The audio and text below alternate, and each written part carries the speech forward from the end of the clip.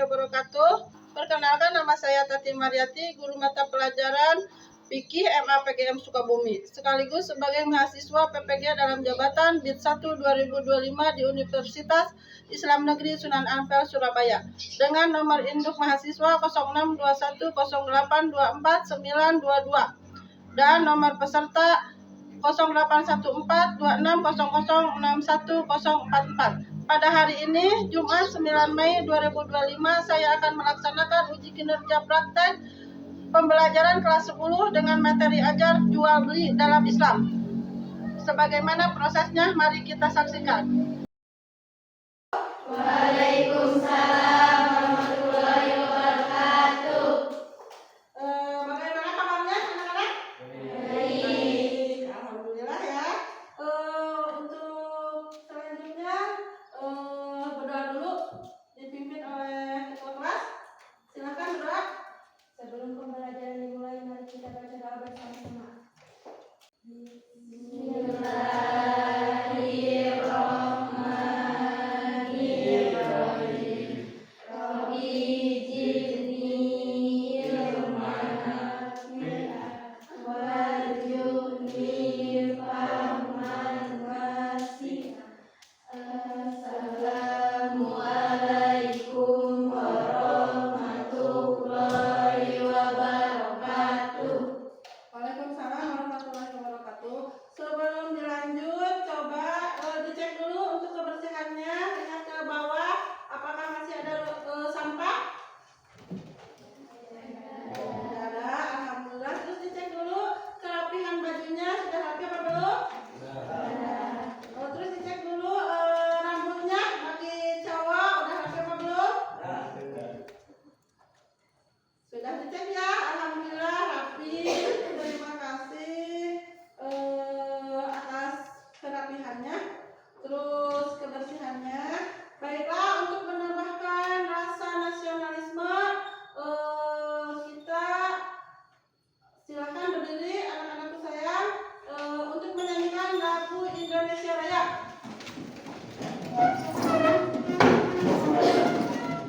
Hiduplah Indonesia Raya. Indonesia tanah airku, tanah tumpah darahku. Di sanalah aku berdiri, jadi pandu ibuku.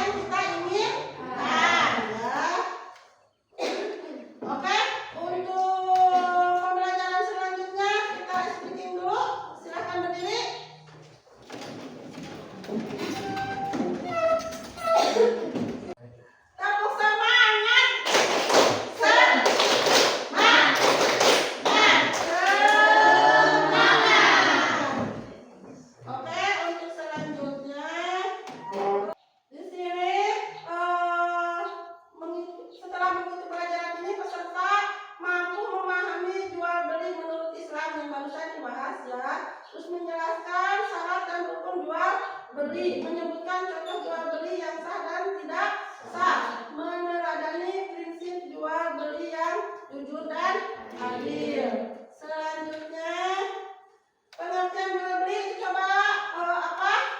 Dalam Islam adalah pertukaran harta atas dasar saling ridho antara penjual dan pembeli ya.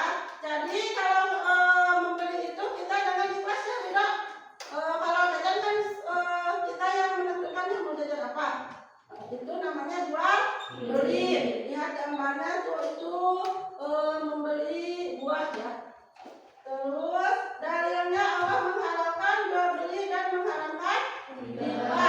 Itu pengertian jual beli. Selanjutnya rukun jual beli itu ada berapa? 4. Ada penjual, ada pembeli, barang, objek yang diperhatikan, ijab dan kabul, serah terima pernyataan jual beli. Jadi rukun jual beli itu ada 4. Coba nanti kalau ditanya sama ibu ya. Jadi rukun jual beli itu ada 4. Pintar. Selanjutnya syarat jual beli ada berapa?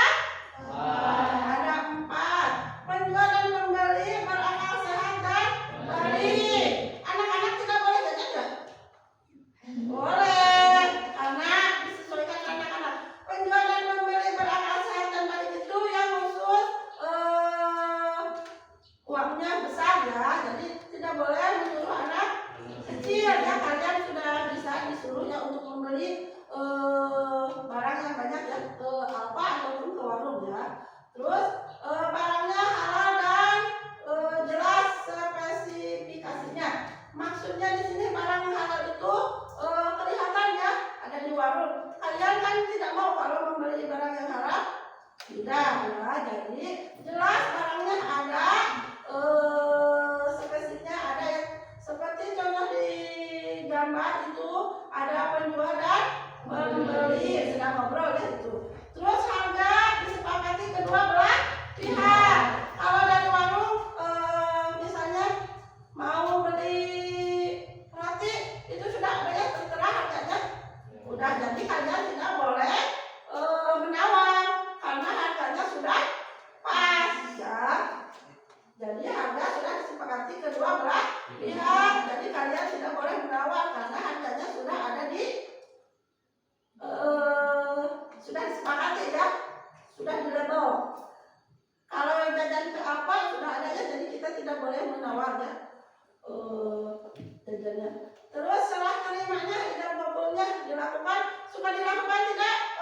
Kalau ke warung ijab kabulnya suka apa coba contohnya? Nyalakan barangnya ya. Tapi ajisna itu kalau bahasa Sunda. Jadi setelah terima ijab kabulnya itu harus dilakukan. Kadang-kadang dilaksanakan, kadang-kadang tidak ya karena lupa ya. Kalau jual beli. Terus selanjutnya jual beli yang dilarang. Jual beli yang dilarang, satu jual beli barang haram, contohnya minuman keras, berarti itu dilarang. Kalau membeli minuman keras itu akan merusak apa? Apa? Kesehatan, ya merusak kesehatan dan merusak bangsa. Jadi itu dilarang ya, tidak boleh ya kita. Terus jual beli dengan penipuan jahat, itu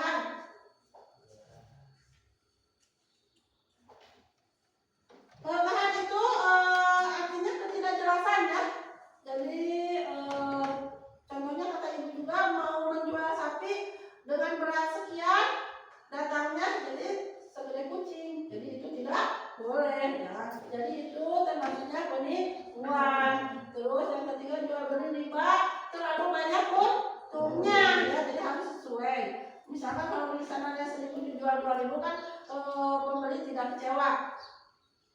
Terus jual beli pada saat adzan Jumat ya, untuk laki-laki yang wajib melaksanakan sholat Jumat.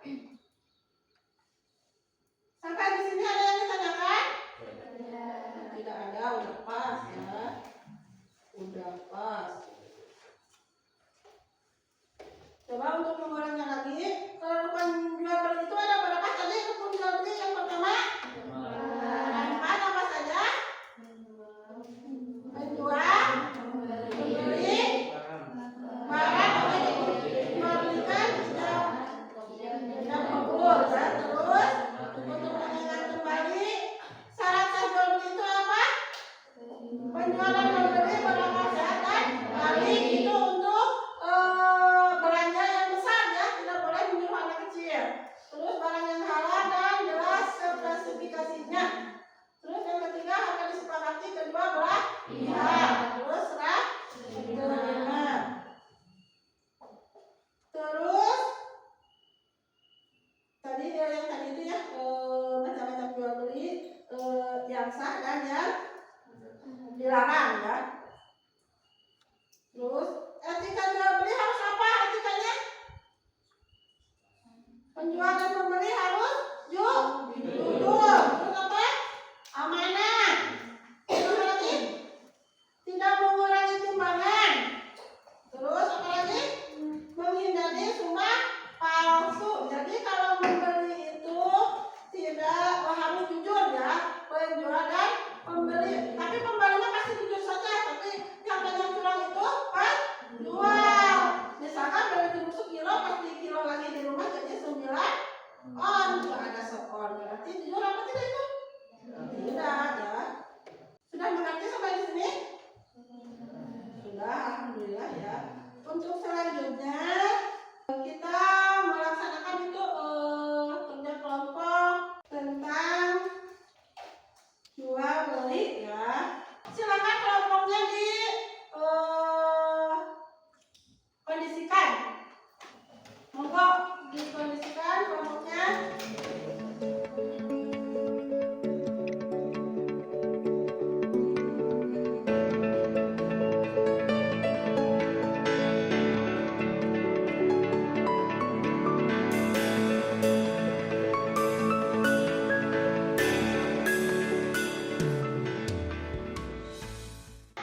Sudah dibentuk kelompoknya.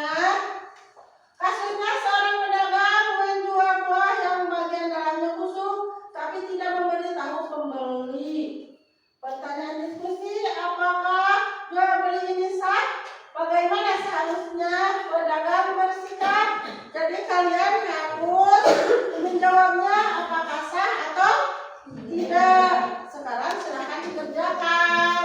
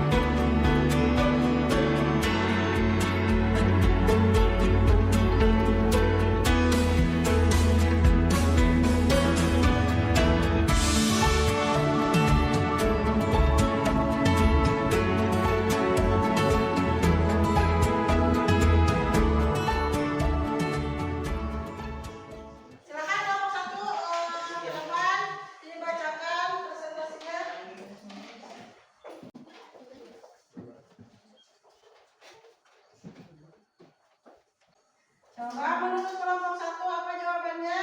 Silakan dibacakan. Jawabannya tidak karena merugikan konsumen baik secara finansial maupun kepercayaan. Merugikan konsumen dalam dua aspek. Yang pertama kerugian kerugian finansial karena pembeli mengeluarkan uang untuk produk yang dianggap layak konsumsi, namun ketika buah ternyata busuk di dalam, maka uang yang dikeluarkan menjadi sia-sia, barang tidak bisa digunakan sebagaimana mestinya. Bila jumlahnya besar, misalnya untuk usaha jus atau toko, kerugian pun semakin besar. Kemudian kepercayaan adalah fondasi dalam hubungan penjual dan pembeli. Jika pembeli merasa ditipu, mereka mungkin tidak akan kembali membeli dari pedagang tersebut. Reputasi pedagang akan rusak apabila jika pembeli menyebarkan pengalamannya ke orang lain. Dampaknya bisa jangka panjang, pelanggan hilang, omset turun, dan bisnis merugi. Tindakan seperti ini bukan hanya merugikan konsumen, tapi juga merugikan pedagang itu sendiri dalam jangka panjang. Silakan kelompok 2.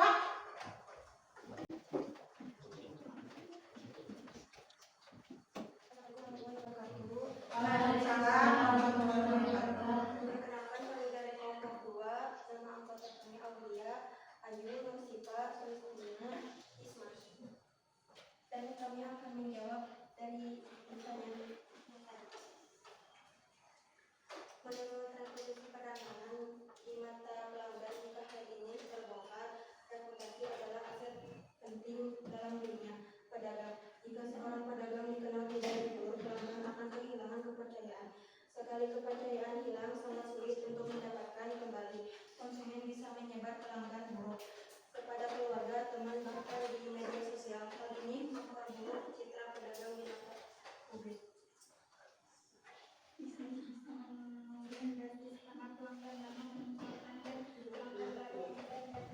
Dalam jangka panjang, pedagang bisa kehilangan posisi dan kalah bersaing dengan pedagang lain yang lebih jujur.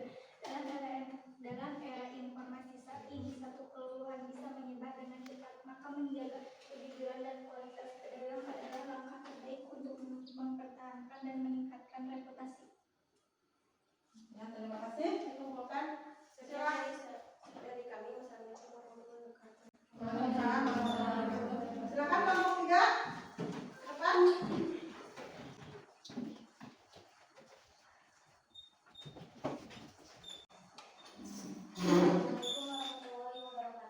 Waalaikumsalam warahmatullahi wabarakatuh.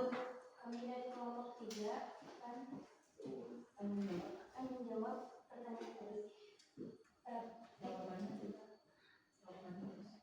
Praktik jual beli sesuai syariat. Tidak, alasannya karena bertentangan dengan ajaran agama dan moral, terutama dalam prinsip jual beli yang adil dan amanah. Benar sekali, menjual barang yang cacat seperti buah busuk di bagian dalam tanpa memberitahu pembeli jelas bertentangan dengan ajaran agama dan nilai-nilai moral, terutama dalam konteks jual beli yang adil dan amanah. Sekian, terima kasih. Wassalamualaikum warahmatullahi wabarakatuh. Waalaikumsalam warahmatullahi wabarakatuh. Terima kasih atas kerjasamanya. Jawabannya berarti apa? Tidak. Karena apa? Karena merugikan konsumen. Ya. Terus untuk pedagangnya jadi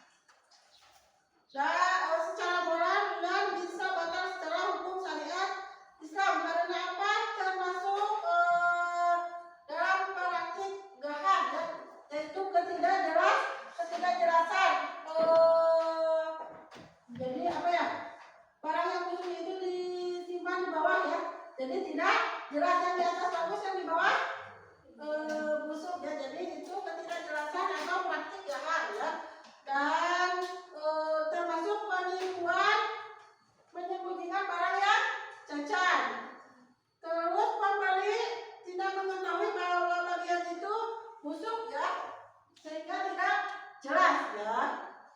Terus pedagang seharusnya apa?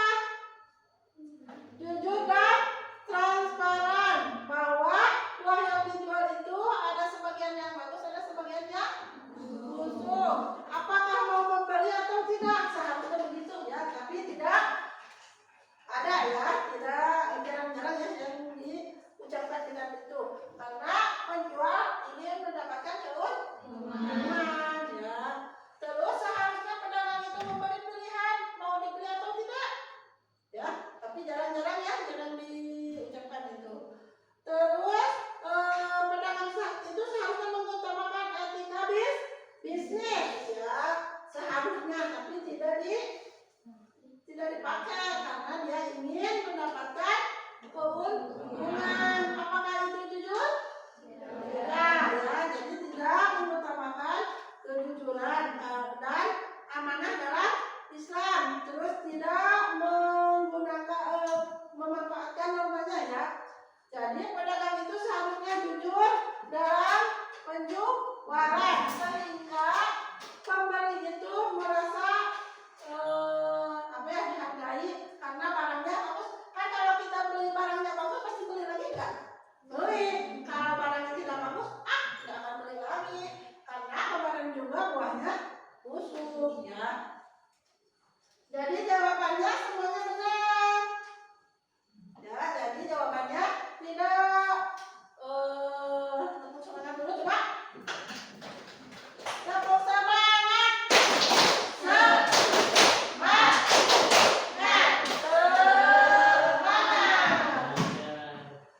Untuk selanjutnya, Islam itu mengatur jual beli untuk menjaga keadilan dan keberkahan. Mari terapkan prinsip jujur dan amanah dalam setiap transaksi. Ya, jadi nanti kalau kita mau jualan itu harus jujur dan aman, ya, amanah, supaya kita mendapatkan keberkahan yang lebih banyak. Ya, kalau kita berkah akan berlipat ganda ya, itunya dari prinsipnya. Untuk selanjutnya ada yang mau bertanya? Tidak. Kalau tidak ada pertanyaan, Ibu akan mengulang lagi ya dari awal. Jual beli itu ada penjual dan pembeli. Terus ada ijab kabul. Terus ada barang yang dijual belikan. Terus ada harga, ada uang. Terus syarat jual beli itu apa tadi? Berakal sehat pintar. Terus barangnya dan harganya sudah diketahui dengan jelas, jadi tidak boleh menawar ya. Awas kalau belanja tidak boleh menawar. Terus barangnya halal, suci dan diserah terimakan. Terus macam-macam jual beli itu ada dua, ada yang halal dan ada yang haram.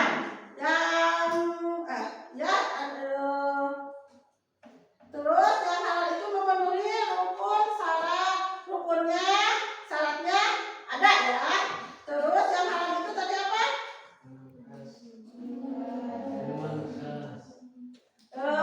Menjual belikan minuman keras ya, itu ya haram. Terus terlalu banyak